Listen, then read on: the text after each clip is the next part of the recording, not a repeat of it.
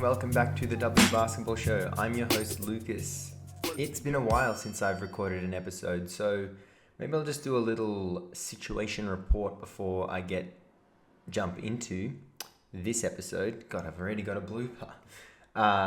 But where have I been? I've actually been making quite a lot of content regarding the WNBL and a little bit regarding the WNBA elsewhere. I probably haven't done a good enough job of marketing it and bringing it to the people, bringing it to the channels where we share the W Basketball Show. But I've been doing a bit of work here and there. If you've been wondering, hey, where is this bloody loser? Then drop a line in it on any of our channels, and I can send you through what I've been doing. Not to bore you and bloody list everything out one by one. But I've been active. I just haven't been active here. So deepest apologies.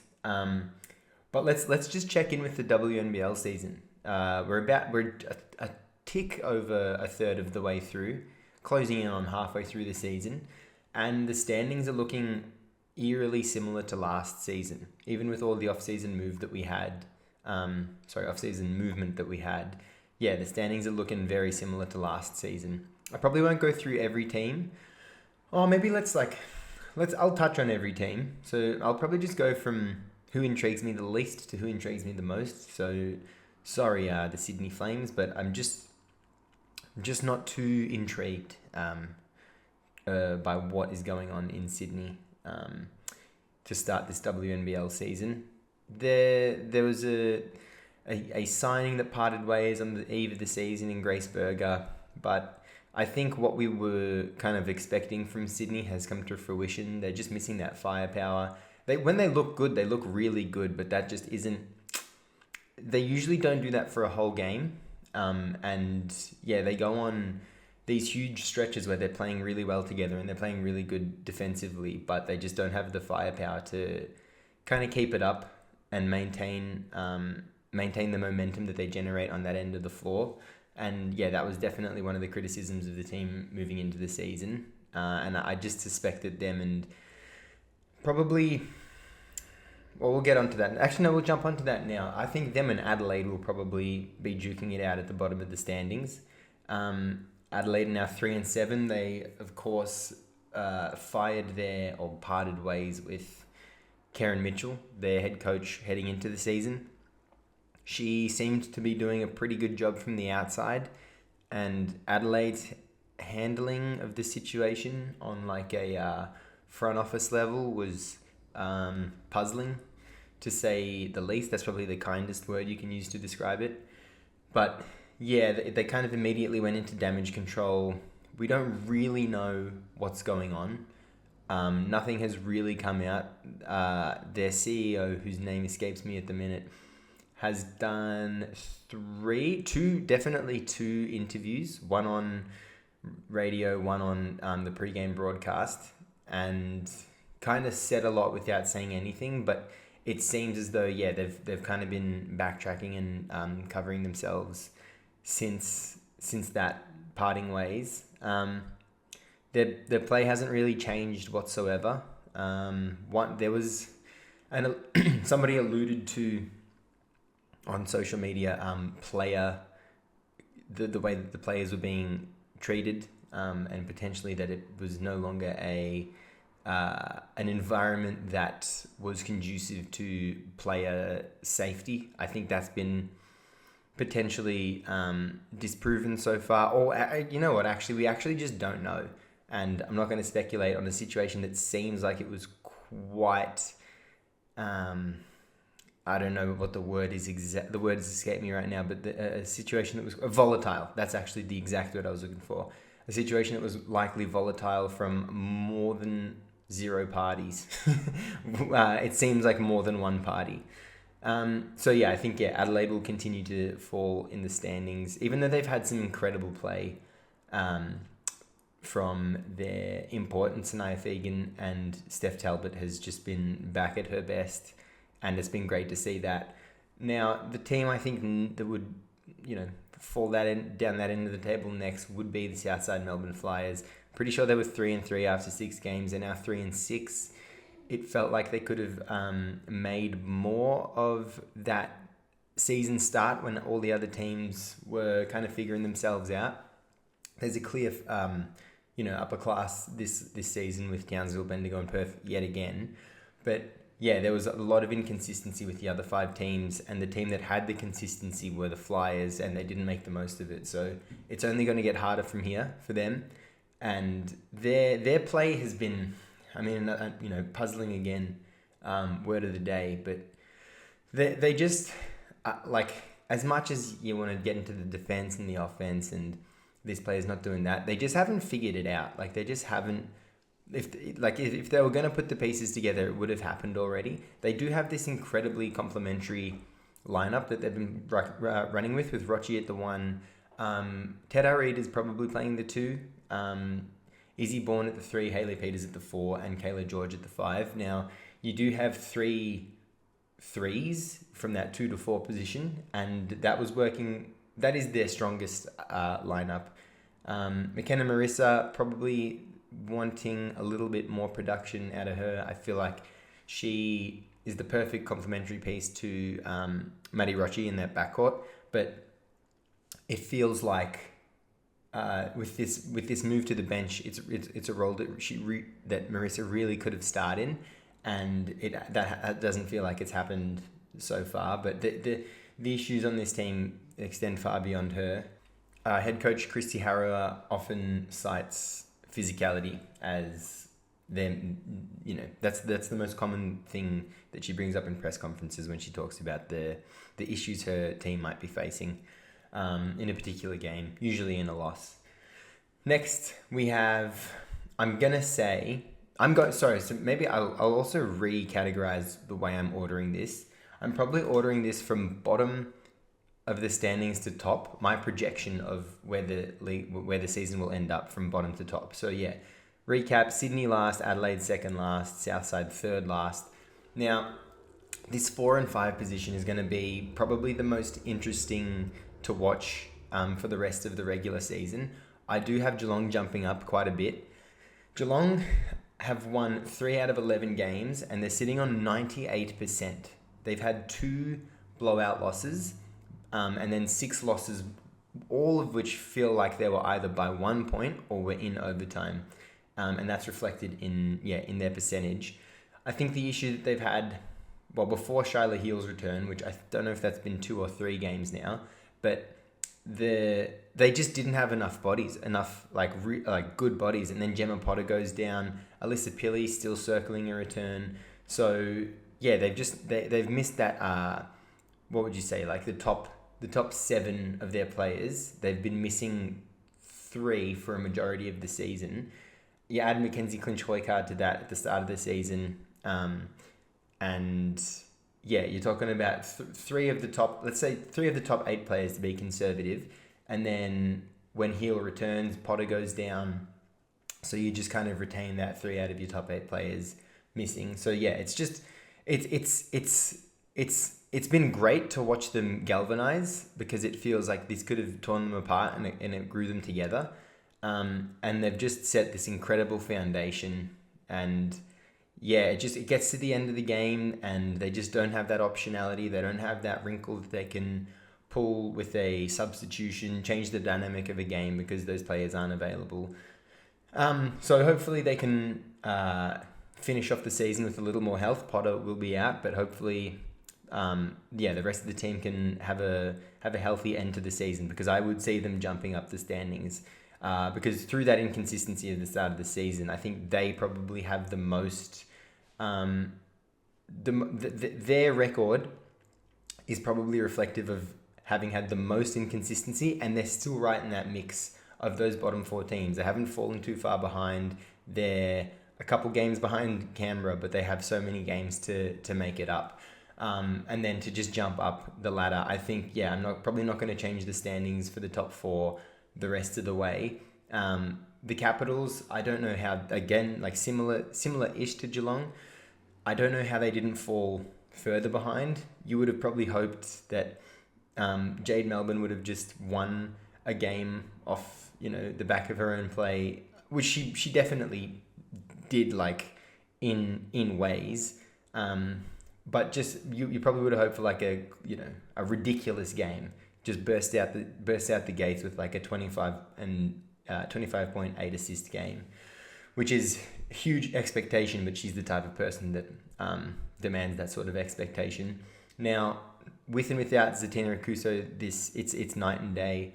And there's clearly a style that Goris had in mind with Akuso at the 5, which has been just so evident when she's been active. And this team their record at 4-6 isn't impressive, but when you compare it to the rest of the league, they haven't played more games than any of the teams below them, aside from Southside, and they have that win in the difference between them and Southside. So they've positioned themselves really well. They've come out of that uncertainty really well. They had a pretty concerning loss to Adelaide earlier in the season, which suggested that they might fall a bit too far behind before Akuso returns. But right now, season were to end today, they make the finals, and it's only up from here. And this team is really optimized around not only Melbourne and not only Akuso, but Melbourne and Akuso. So it's going to be really exciting to see them get a few games under their belt. It'll be awesome. If only our production team had their Canberra Capitals fixture in front of their eyes right now. And look at that, they do. They have 2 games coming up against the Perth Lynx out of their next 5. I'm pretty sure I'm counting that right. Game against Townsville, 2 against Bendigo, and then another against Townsville. So they have 2 games against each of the top 3 teams, as in they play each of the top 3 teams 2 more times for the rest of the season. Now, most of those are away. Only 2 of them are at home. But if you can take a few of those scalps and get a few quality wins heading into the finals, and that'll set the stage actually really well for the postseason.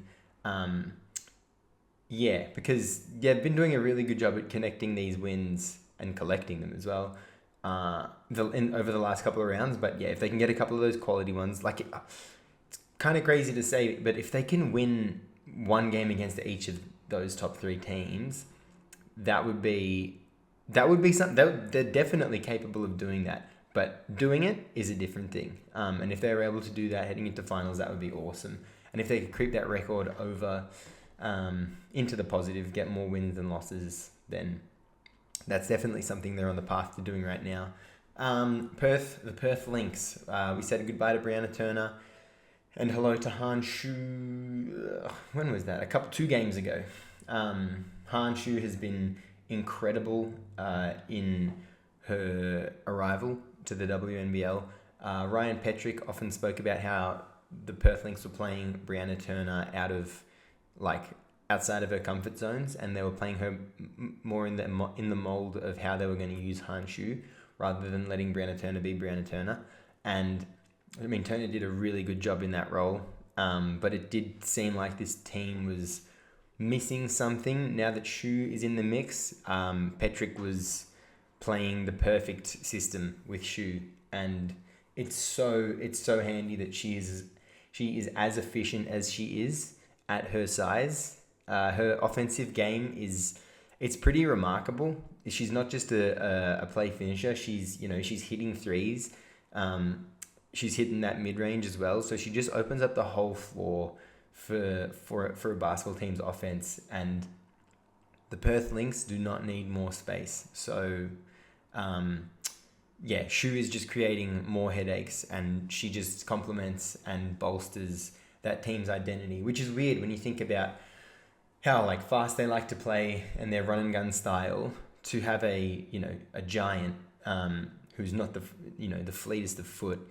The fact that player is someone that strengthens what this team is doing is terrifying, because her individual dynamic is not of the build of the team, and she's deadly within that, and then allows everyone else to be deadly within that as well. Amy Atwell has had a couple of great scoring games with Shu active. Steph Gorman has been raining threes like we have come to expect from her. It seems like again, similar with the Capitals. If they could beat, it would be great. They've beaten Bendigo already this season, but if they could beat Townsville, I think that would be one that they really want to circle. A bit like beating Townsville in Townsville, that would be awesome. And yeah, if Townsville were to have a weakness, which I'm not saying they do, it would be forcing. It would be what Hanshu can counteract. So bringing Lauren Cox away from the rim, making her defend one-on-one, and not being the stronghold of her defense, because as an anchor, Lauren Cox is unbelievable, and as a team, the Townsville Fire are incredible at letting her be that anchor. So yeah, if they can turn it into more of a one-on-one game where Cox is defending straight up, if Shu can hit a couple of, not even the three ball, but just the mid ranges. If she can get hot from the mid range, then that brings Cox out. That opens up lanes for Allie Wilson. That gets Amy Atwell into a bit more of a one-on-one game. That also brings the Townsville rebounders away from the rim, so Maylee can go in there and just pack a Windex and just clean the glass. So that'd be an interesting one. I think, oh my God. And you look up, bloody 2 days away, the Townsville Fire are hosting the Perth Lynx. That is an unmissable game. Let's jump up the ladder to the Bendigo Spirit, who I feel like we haven't even mentioned other than just the team name, but we haven't jumped into them at all.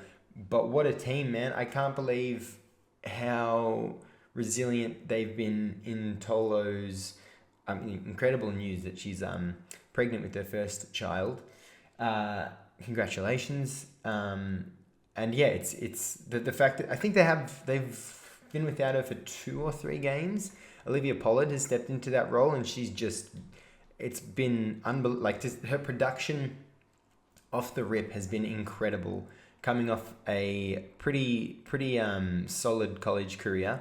But I've gotten 5 sentences into the Bendigo Spirit without mentioning Isabel Borlase. She is incredible this season. These averages, 22 points. Where's the rebound column? 5.5 rebounds, 4 assists nearly. I think she leads the league in steals per game. I'm dead wrong. She's 4th in the league in steals per game. But her numbers, shooting pretty efficiently as well. Her numbers are eerily similar to Sammy Whitcomb's from last season. Now, Bendigo aren't as dominant as they were last season, but in terms of her individual production and just what Kennedy Kariyama and that club are able to do with young talent, Isabel Borlase, she's got to be getting a WNBA training camp contract at the very minimum. And like this is the type of production and this is the type of year you have before you make the move to the WNBA. But just, I think more than anything else, it is the consistent. It's not just about getting in the right spots and getting your teammates in the right spots. It's being the leader on the scoreboard every single night. Consistently. It's not like she's wavering, heaps below her average at 22 or ever like jumping up too high above it. It's always, they can count on her. The bare minimum is going to be 16 points. And it's going to be cutting the defense apart, getting into the lanes, using that like deceleration, using her physicality. She's got all the tools. And she puts them all together really, really well. And then again, incredible leadership with Tolo, KG. The Megan McConnell has been playing her role like to a T, as an import coming in to be tasked as like the playmaker and the defensive stopper. It's not the most glamorous job, but it's the job that she is, that she's built to fill. And the two of those in the backcourt, McConnell and Borlase, just work off each other so well. I got the chance to see them in Traralgon a couple of weeks ago, and yeah, seeing it in person when they're white hot and the team is just flowing really well together against a quality opponent like Perth, in Brianna Turner's last game with them, that was great. That was incredible to see. It was really good to see them at their best in person, because you miss a few things on TV, and I think just the kind of ease that Borlase was getting into the key with was worrying, to say the least.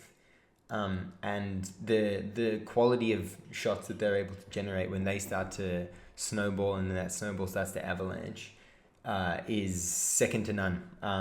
Second to one. And that brings us to the Townsville Fire. Well, I mean, what could you possibly say about this team that hasn't been said already? They're so dominant. They are so dominant. I have the stats table up above in front of me. They're averaging 90 points per game. They're allowing 65. They lead the league in so many of the different stat categories.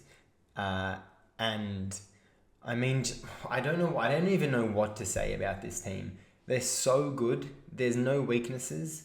You got, if a player has a bad game, you don't even realize. Because there's so many players who just swoop through and fill that role. This game against the Perth Lynx on Sunday is going to be really exciting to see how they go. I'm just going to pull up one of their most recent box score. Courtney Wood seems to be playing out of her mind, and like the leadership role that she's kind of grown into, and now she always had players to share it with, like Steph Reed, Alicia Froling. I feel like, is this her second season with the Fire? Anyway, in terms of the stalwarts of the team, it's Courtney Woods now, and the fact that she, coming off the Asia Cup campaign as well, the fact that she's just been an incredible leader, and she is now the leader. It's awesome to see. Abby Ellis, incredible. She's been a bit up and down this season, but it feels as though she's nestling into more of a consistent role now.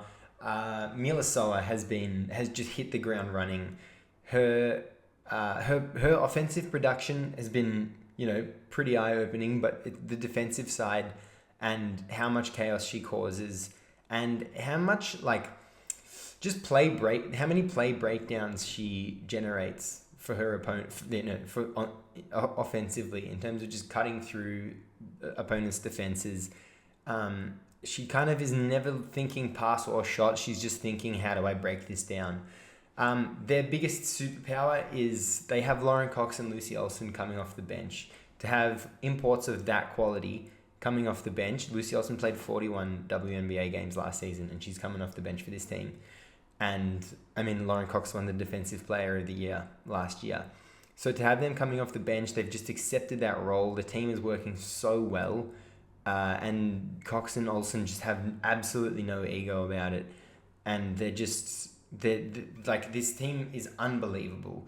Ali Fowler, she's turning into a star. She's turning into a satellite opal at 23, and far out, man. It'd be crazy if in a year's time she isn't on the World Cup team. Like, that's the sort of trajectory that she's on.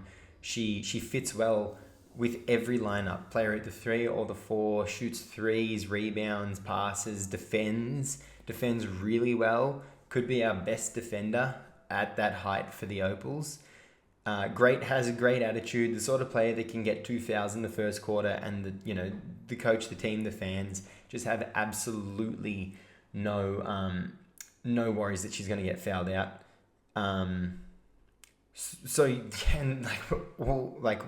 We're just talking about the Townsville Fire as well. So looking at this lineup, they've got seven starters. Chantel Horvat is, I can't remember how long she's out for, but with her they've really got 8 starters. And then their younger players are also getting really good experience. So this machine has been building for years and years now, and it's just at this point where it's so self-sufficient that everyone that comes in here turns into a better basketball player. So we'll leave it there. It's been great to chat again. I'm really wanting to get more consistent with this season. I actually had the plan to make recap episodes every week, but heaps of stuff started coming into my mailbox. What do you call it? Coming across my desk. I actually started recording the first episode, and it was so bad.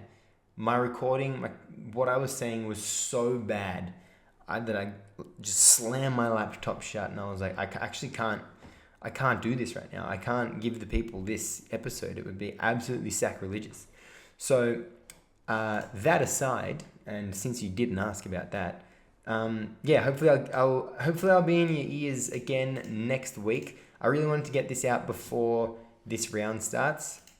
Although, has this round started already?